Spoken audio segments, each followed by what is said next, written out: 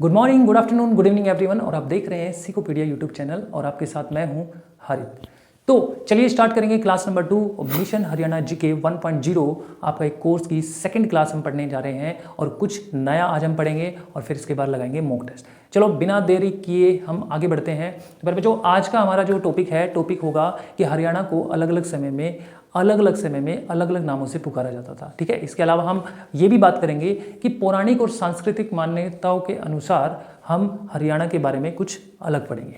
चलिए, तो सबसे पहले हम पढ़ें कि हरियाणा को अलग अलग समय में अलग अलग नाम से जो पुकारा जाता था वो क्या क्या पुकारा जाता था।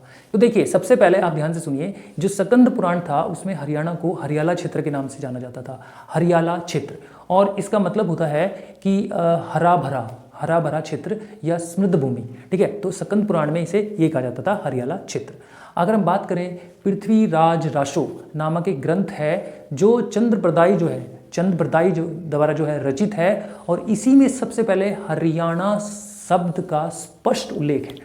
देखिए, कहीं हरियाणा शब्द का स्पष्ट उल्लेख नहीं है, लेकिन पृथ्वीराज रासो नामक ग्रंथ जो कि चंद्रप्रदायी द्वारा रचित है, उसी में सबसे पहले हरियाणा शब्द का स्पष्ट उल्लेख माना जाता है।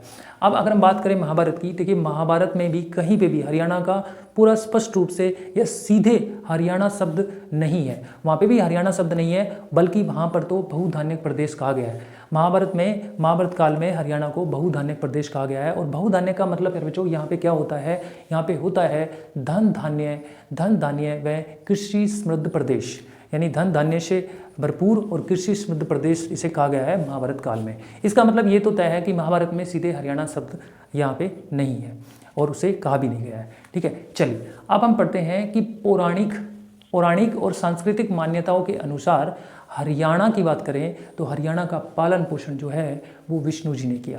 देखिए, कुछ पौराणिक और सांस्कृतिक मान्यताओं के अनुसार कहा जाता है कि हरियाणा का जो पालन पोषण किया था वो किसने किया था, विष्णु भगवान ने किया था। किसने किया था, हरियाणा का पालन पोषण विष्णु भगवान ने किया था। और ये भी कहा जाता है कि विष्णु जी ने श्री कृष्ण का अवतार लिया और अवतार लेकर कुरुक्षेत्र में गीता का उपदेश दिया।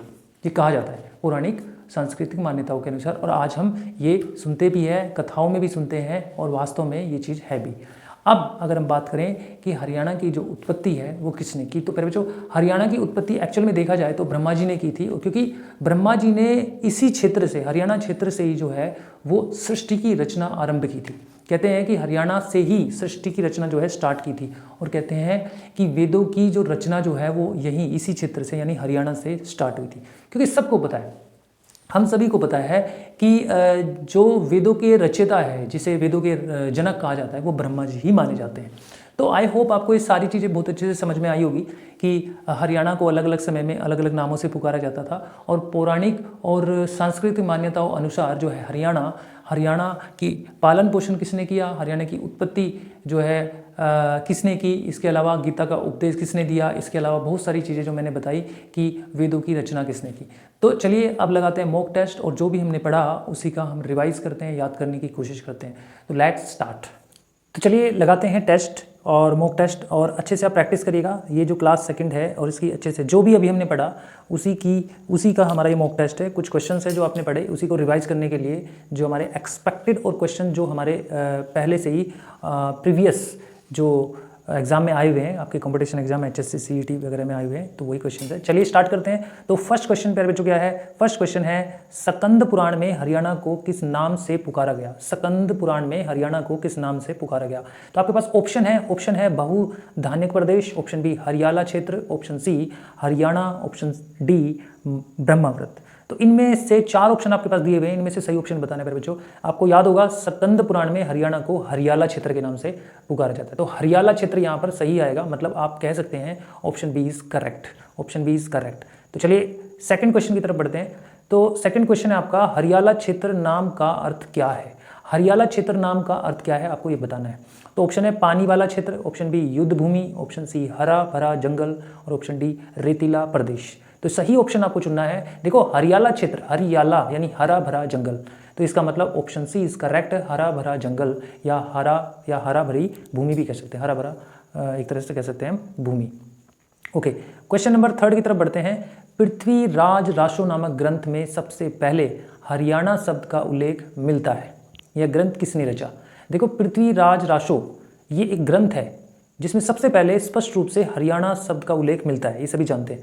लेकिन ये जो पृथ्वीराज रासो नामक ग्रंथ है, इसके रचयिता कौन थे? तो आपको ऑप्शन मिल रहा है, option A Chand Bardai, option B Bhas, option C Kalidas, option D Banabhatta. तो देखिए, जैसा कि आपने पढ़ा था, यहाँ पे चंद बरदाई ने पृथ्वीराज रासो नामक ग्रंथ लिखा था। क्वेश्चन नंबर 4 की तरफ बढ़ते हैं। क्वेश्चन नंबर 4 है, महाभारत में हरियाणा का सीधा उल्लेख नहीं है, बल्कि इसे किस नाम से पुकारा गया है? देखिए, ये बात सच है कि हरियाणा नाम जो है वो सिर्फ और सिर्फ पृथ्वीराज रासो नाम के ग्रंथ में मिलता है। महाभारत में भी हरियाणा का सीधा उल्लेख नहीं है, बल्कि इसे किस नाम से पुकारा गया है महाभारत में?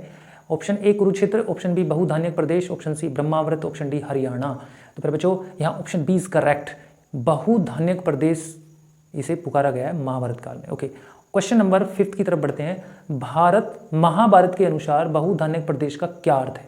देखो, महाभारत के हिसाब से देखा जाए, के अनुसार देखा जाए तो बहुधान्यक प्रदेश का अर्थ क्या है? ऑप्शन ए युद्ध भूमि, ऑप्शन बी अधिक धन धान्य और कृषि संपन्न प्रदेश, ऑप्शन सी पर्वतीय प्रदेश, ऑप्शन डी वीरों की भूमि।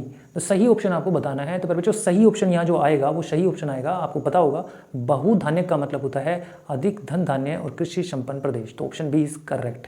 चलिए नेक्स्ट 6 क्वेश्चन की तरफ बढ़ते हैं। क्वेश्चन नंबर 6, यानी नेक्स्ट क्वेश्चन क्या है? पौराणिक मान्यताओं के अनुसार हरियाणा का पालन पोषण किस देवता ने किया? अगर हम पौराणिक और सांस्कृतिक मान्यताओं की तरफ जाएं तो हरियाणा का पालन पोषण किस देवता ने किया? ऑप्शन ए ब्रह्मा जी ने, ऑप्शन बी शिव जी ने, ऑप्शन सी विष्णु जी ने और ऑप्शन डी इंद्रदेव ने। तो सही ऑप्शन आपको बताना है। तो सही ऑप्शन आएगा विष्णु जी ने। आप सभी को जानते हैं कि विष्णु जी ने जो है वो हरियाणा का पालन पोषण किया था। क्वेश्चन नंबर नेक्स्ट, मतलब एक तरह से क्वेश्चन नेक्स्ट 7th क्वेश्चन है, विष्णु जी ने कृष्ण का अवतार लेकर हरियाणा के किस स्थान पर गीता का उपदेश दिया था? देखो, विष्णु जी ने कृष्ण का अवतार लिया और हरियाणा के किस स्थान पर गीता का उपदेश दिया था? Option A Pehowa, option B Kurukshetra, option C Sonipat, option D Panipat. तो सही ऑप्शन आएगा फिर बच्चों यहाँ पे कुरुक्षेत्र। आप सभी जानते हैं कि कुरुक्षेत्र के अंदर ही गीता का उपदेश जो है श्री कृष्ण ने दिया था अर्जुन को, ये आप सभी जानते हैं। नेक्स्ट क्वेश्चन की तरफ बढ़ते हैं। हरियाणा की उत्पत्ति किस देवता द्वारा मानी जाती है? Option A Vishnu ji, option B Shiv ji और option C Brahma ji, option D Agnidev. देखो, हरियाणा की उत्पत्ति, पूरे संसार की उत्पत्ति किसने की थी? यानी इस सृष्टि के रचयिता कौन है? इस सृष्टि के रचयिता ब्रह्मा जी है। तो जाहिर सी बात है, हरियाणा की उत्पत्ति किसने देवता ने की होगी? ब्रह्मा जी ने की है। Option C is correct.